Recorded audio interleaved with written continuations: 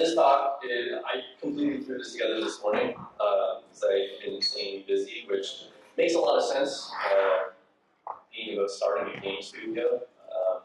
So I'll try and make as much sense as possible. But the whole reason for this talk is to kind of give everybody an insight on what it's like as an indie developer who makes that leap to actually make a game studio.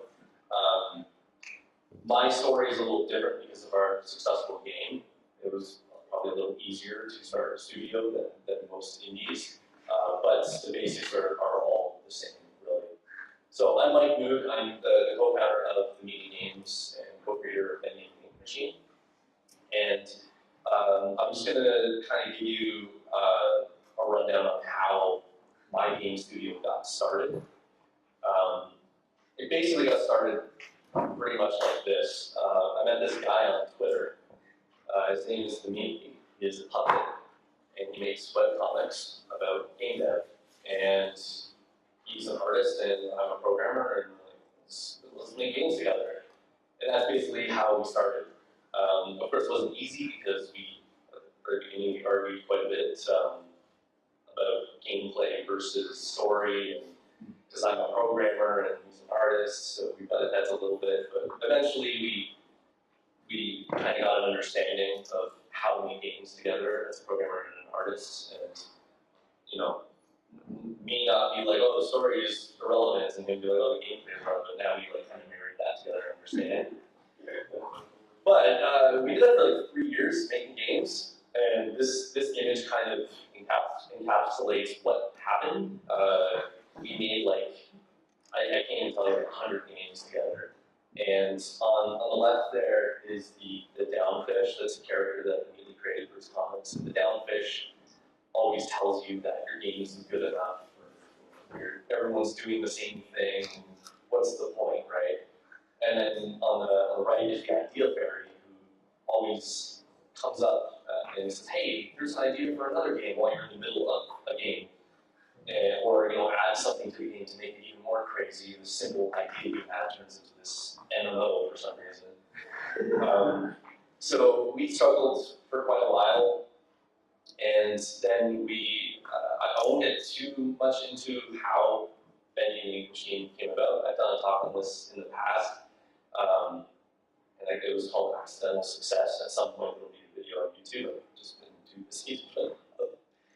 Anyway, so Vending Machine it was a complete throwaway game. It wasn't a game we intended to create to sell or have a fan base or anything. Immediately, he was the one who came up with this concept of what would it be like to be in a 3D sketch world and just walk around. And that's basically how it happened. And the game was made in about 5 days, and we released it on the interwebs for free. And kind of threw it away and said, all right, back to work on all the other games. And then it blew up overnight, and we kind of had to cancel everything and work on Vending Machine because that's fun. So at that point, it was kind of like, all right, so now we need to make it official. We need to actually be a company. We need to produce this game properly, sell it, do all the marketing, all of that stuff. And in the end, it was a long process, which I'll get into, but in the end, we finally this is now the team at the Media Games. These are the people that actually work there. There's me and myself as co-founder, and then the rest are our full-time staff. And it's not just, a lot of people think it's like either just the Media that made Bendy, or it's me and Media, or just me, and that's not even close to what it is. There's 6 of us that work on the game, but in total, there's probably about 15 people that have worked on Vending Machine one way or another. So now that we've got this game that we made accidentally, and people really liked it, and we started selling the game, making some money, we really needed to start making a studio. So at this point, it was kind of like, all right, well, now what do I do? I have no idea what I'm doing, and I'm running a company at this point. So first step, and I would take this as advice as well, and I'll go through each point, is starting a company. So if you're actually going to do this and make a studio and have employees and make games, you definitely need to start a company, incorporate or whatever you want to do to start a company, and start kind of branding that company as well. Otherwise, I mean, how are you going to find people to work with if you don't have a company? Because at that point, you're just a bunch of game devs working together, and that happens all the time. That happened with me and me for 3 years. We weren't actually a company. So the first step is to actually make a company. And it's not an easy thing to just do if you have no clue what you're doing. You can go online and you can incorporate yourself for a couple $100 and whatever, but there's a lot more to it than that. You can just make a company and assume, all right, and good to go. Well, there's taxes and stuff you have to pay as well if you're actually making money. So the first step, start a company. We did that, and then again, it was a cool, I have a company, now what do I do? I needed lawyers to tell me what to do. So find an affordable law firm. It's easy to just say, okay, go out and find a law firm, but my advice on this is to go to meetups, go to conferences like this, talk to people, and go to the expo floor and talk to some of the guys there that have their games, and ask them, do they have a law firm? Who do they deal with? So that's exactly what I did. I asked around to a bunch of indie studios that I knew to find out what law firm was the one that they were with. There was 2 law firms that I was going to go with, and one of which the majority of indies are dealing with that law firm. And the other law firm was taking too long to get back to me. And that was the first sign of this clearly isn't going to work, regardless of the costs of this law firm. If they can't get back to me like that, I'm not interested. The other law firm was like immediate, and they actually don't even charge you for a year. And if your company is unsuccessful, it's a write-off. You don't even owe them anything. So there are these options out there, and afterwards, after my talk, anyone come see me and ask me information about that law firm, I will gladly help you out with that. So that's key. If you can get some lawyers on your side to help you out and do everything legally, that's very important, because the last thing you want to do is release a game and start making a bunch of money and then find out you've broken some laws, or this is Pascal, by the way. He's our 3-year director. The last thing you want to do is release a game and find out you broke some laws, or you didn't pay any taxes, and which brings me to my next point: get an accountant, and you don't want to go to jail, right? Same thing with a law firm. I did this exact same thing. I went around to all the studios and said, "What do you use for an accountant?" And there was a couple of choices, and I went with the best one that was there. And I assumed, accountants are going to be insanely expensive. It was ridiculously inexpensive, and I didn't have to pay anything for. I think I've only paid 1 bill, and it's been like 7 months, and it was very inexpensive. Our story, though, for the Meet the Games is a little different, because I decided to work with Meetly, who is American, and we're a 50-50 co-owners of the company, and working with an American is very difficult. So I actually have a US law firm and a US accountant on top of all that. So my suggestion is don't 50-50 partner with an American. It's very complicated when it comes to like laws and taxes and stuff. So yeah, that's my advice on that. But with accountants, it's very important, because they'll both be able to help you pay your staff if you want to do have a payroll and stuff like that. I don't have to do any of that anymore. Originally, I was writing checks, and that's a pain in the butt to do. But now they just do it. They do all of it, and once again, it's insanely affordable to do that stuff when you look at the grand scheme of things. So, law firm, accountant, absolutely need to do that before you really get started. And then trademark your brand. So if you have a game that you're making, and before I go any further, I would suggest that before you make a game studio, you have a game. Don't make a game studio and then try to make a game. Because you might be working on a bunch of different projects for like a year and realize you have 0 revenue coming in. So it might not be a good idea to start a game studio and then build your team and then be like, all right, what can we do for a game? I wouldn't suggest doing that. Wait till you actually have something to work with before you actually spend the time doing all the legalities and stuff like that. Otherwise, you're just going to waste your time building a company for a product you don't even have, right? So, which brings me to when you do have that, trademarking your brand is super important. And it was very difficult for us to do this. On the Canadian side, easy peasy. I mean, it was like $200 or something, and it was for like every class that exists. So like for merchandise, for games, everything, it was insanely inexpensive to trademark it. However, in the States, it's pretty expensive. I don't even know the cost. It's like $1,000 per class. And so that's like, if you want to sell t-shirts, there's $1,000. If you want to make a game, there's $1,000. You get trademark everything. It can be expensive. Same with China, it's also expensive. And we actually ran into a problem, since we have a popular brand. Someone in the UK decided, hey, we're going to trademark this, and they stole the trademark. And they actually had our like Bendy logo and everything trademarked under their name. And we had to basically fight them to get it back. And we did, we got it. They signed the deed over to us, kind of like you would a house, and we own the trademark in the UK.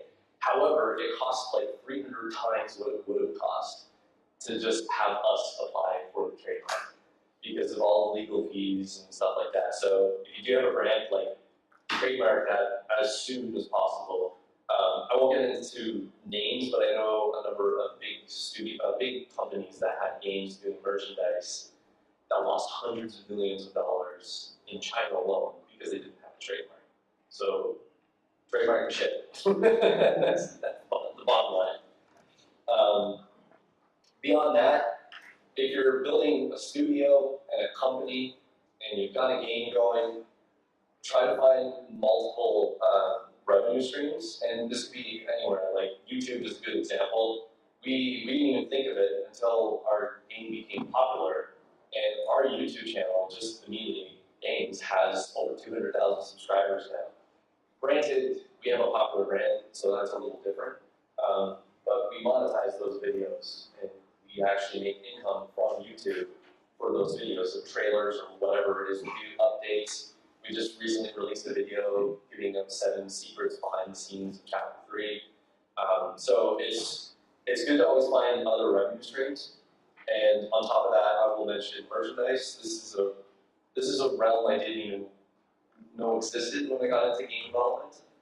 And I've only been doing game dev for a little over 3.5 years. I figured you just make your game, sell it, and make another one. And that's the end of the story. Well, if you make a good brandable character or game, fans, they want merchandise. And it's not like it's a sellout to just make merch and make money on that. Fans want this stuff. It's insane how much they want it. We get emails every day of people asking for many plushies. It's absurd how many people want this stuff. So we were lucky again. A lot of this has to do with luck for us. But I'm trying, hopefully you can get some advice out of this and what you should do in these situations. We had tons of toy companies come to us and want to make toys because they wanted the brand, right? And we had people that wanted it specifically for money because they saw that, hey, even we can cash in on this and make a ton of money. And then there was people that genuinely loved our character and our game. That's the company we went with because money wasn't there. We weren't reading about it, right? Which is why when you look online and you go to Hot Topic, there's only a couple of things available. We could have easily just put everything on the shelves and made tens of millions of dollars, but that's not the right way to do it. You want to work with people that want to actually help your brand and your company and your future, right? Rather than, for lack of a better term, whore out your brand. It's not what you want, right? So yeah, multiple revenue streams can absolutely help you because if you're not making a lot of money on your game, other things can bring you in some revenue to help pay your staff and legal fees and all that, which has actually helped us because tons of people think, hey, we're millionaires, we've got millions of fans. Not even close. Our game just broke 100,000 sales, and it took us 7 months to get to that point. And the majority of those sales are when we were on the Steam Summer Sale. So we're not millionaires. So yeah, definitely try to find other revenue streams, because that will definitely help you build your company up. And then when it comes to your company, pay everyone else before yourself. I don't have a salary. Amelia doesn't have a salary. We don't make money. All of our employees, they have great salaries. They get paid. We pay all of our legal fees and everything. In fact, the law firm that I talked to you about, who doesn't require payment for a year, for me, it felt really weird. I've been dealing with a lot of U.S. companies, and for a lot of U.S. companies, it's like, if you even want to talk to us, here's the bill. It's a little different there. So I've paid out a lot of money to U.S. companies for advice and help, but the Canadian companies I'm dealing with, pay us whenever you can. I felt that was terrible, so I paid them anyways. So I pay everybody as soon as I possibly can. That way you don't have debt, you don't accumulate debt, which is why you don't pay yourself. Because you don't need to yet. It'll come eventually if you work at it right. So with all that said, there's only 6 of us on the team, and I'm the business side plus the programmer. It's crazy. So you definitely don't want to wear all hats. Don't do what I did. My health is terrible. I don't sleep. It's been brutal during the last crunch time that we had for Chapter 3. I was working like 20-hour days, and that's a mixture of game development and business side stuff, and it was crazy. So I don't have a slide for it, but if I did for crunch, don't do it. Don't put your team in that situation to have to crunch on your game. We didn't intend it at all, and we actually told our team, like, don't even worry about it. Don't work over 8 hours or whatever. Just do the bare minimum, and we'll figure it out. And we actually set a release date that we shouldn't have. It was far too soon. So we killed ourselves just releasing that game. And luckily, our team is amazing, and even though they didn't have to work, they did anyways, and they were able to get it out. This time around, we're not doing that. We're never going to do that again, and I suggest you definitely do that stuff. Don't crunch. Plan your game accordingly. Make sure that you have the time to do it. With that, if you're running a business in the studio, make sure you're working with partners. So, you have law firms and the accountants. You might want to hire somebody or even partner with somebody in your company that can do that stuff specifically. I'm working on that now because I can't stand doing it anymore. I've been doing it for like 7 months, and it started to drain me to do both game development and running the studio. It's pretty tough. So jumping into this stuff, keep that in mind that you're gonna have a lot of sleepless nights, and your health is gonna decline. So try and find somebody who loves the business side of things. Even if it's like a part-timer or somebody who wants to partner, do that. And with the second point, hire the experts. That's very important too. It's hard for me to say I'm going to hire somebody who is, just a graduate or something like that when I have less experience. I've only been in the industry for like 3.5 years, and some people that I know have been going to school or have had jobs in the industry and they've been working for like 5 years.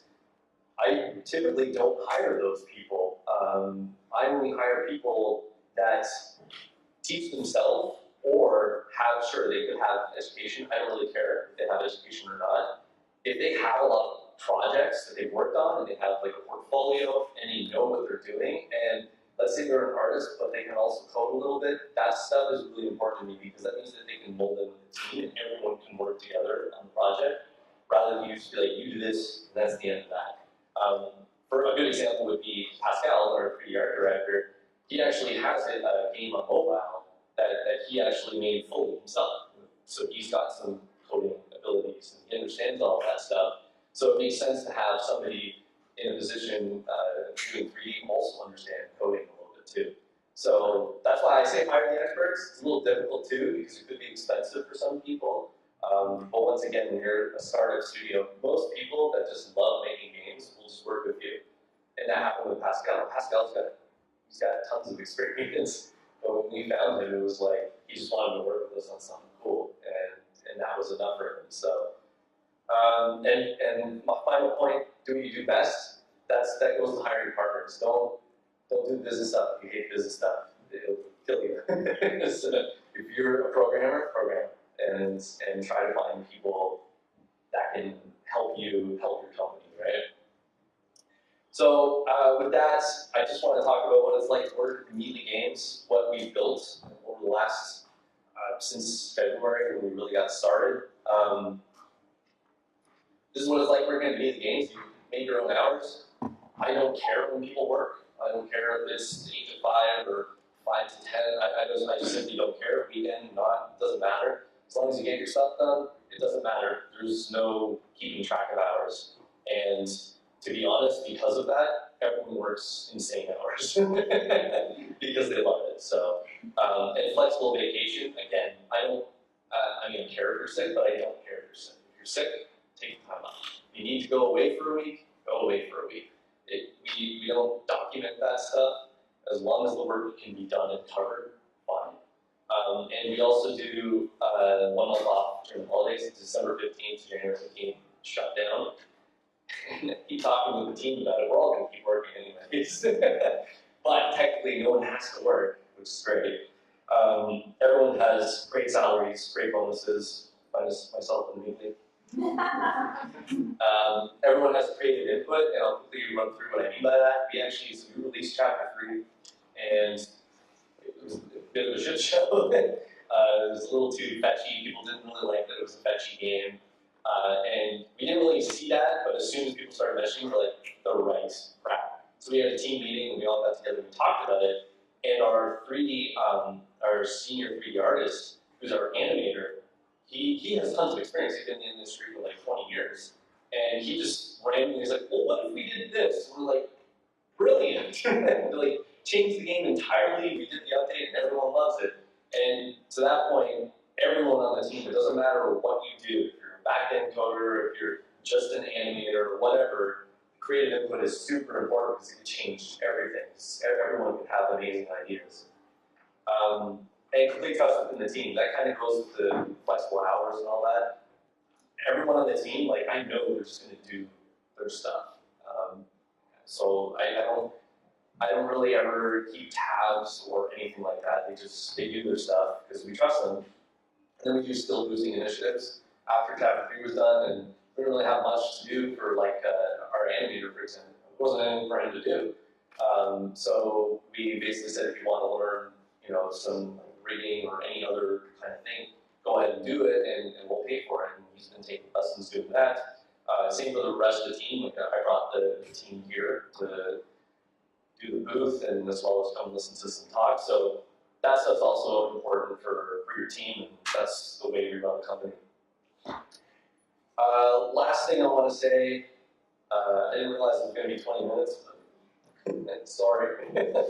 Last thing I want to say is support the industry. It's the best thing you can do as a company because it's good for you, it's good for the industry.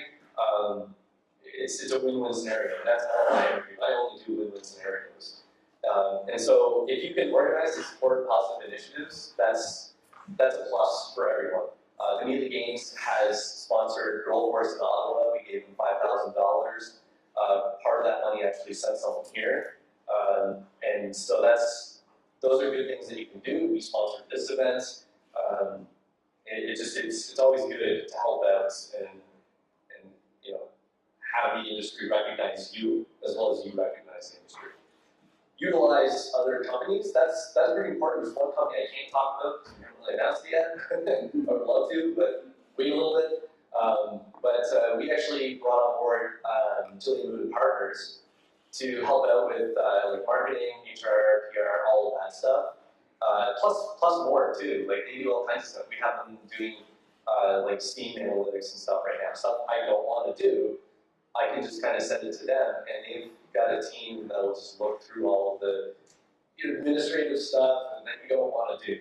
So utilize other services that are available to you. And it's when you're talking about running a business, it makes sense. I can hire 3 people, and it'll cost me over $100,000, or for like a fraction of that cost, I can pay a monthly fee and have an entire team working for me. So it's good to use services.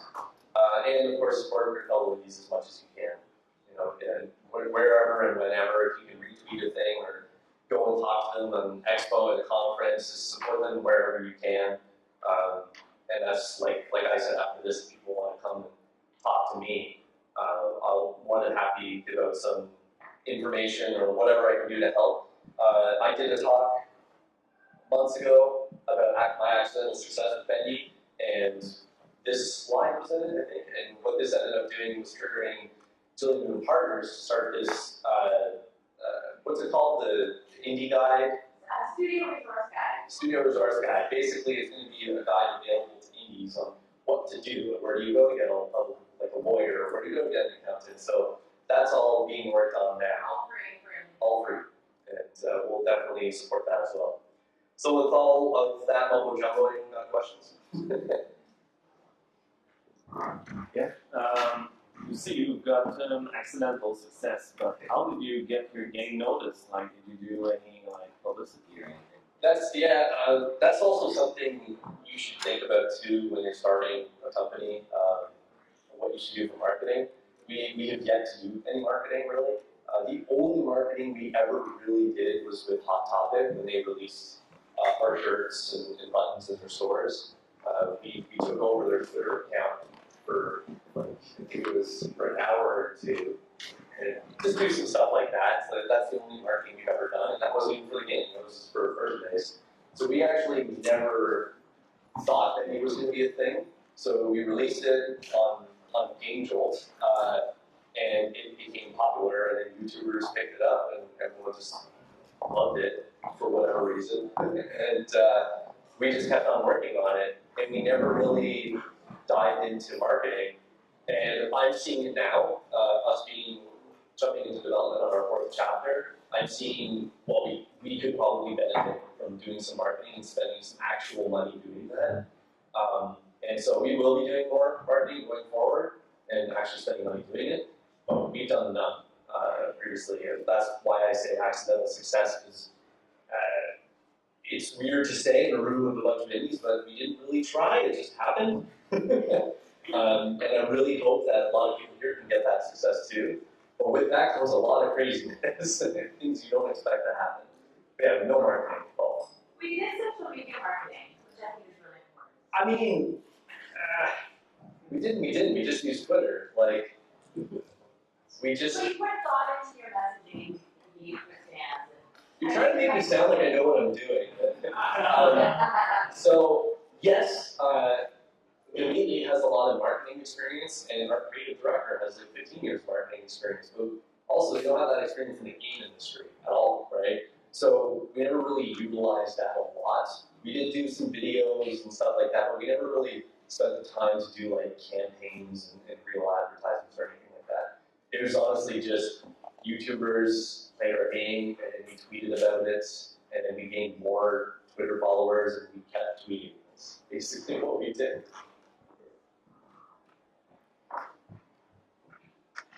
Would you think the indie game industry more of a cooperative industry than a competitive one? Do I think it's more cooperative?